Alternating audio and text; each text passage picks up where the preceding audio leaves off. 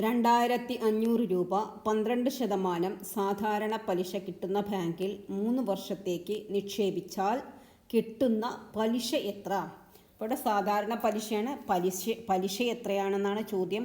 അപ്പം നമ്മളെ formula I പലിശ കാണാനുള്ള ഫോർമുല I PNR/100.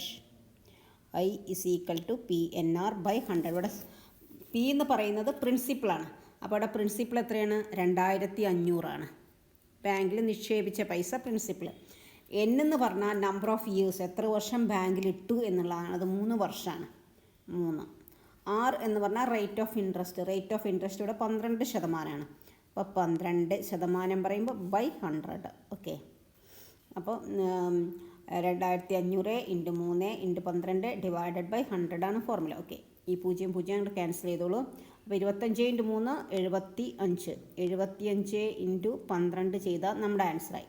75 × 12 ചെയ്താൽ കിട്ടുന്നത് 900 ആണ്. 900 ആണ്. Answer is 900 rupees. Option A. If you like this video, please like, share and subscribe. Thank you.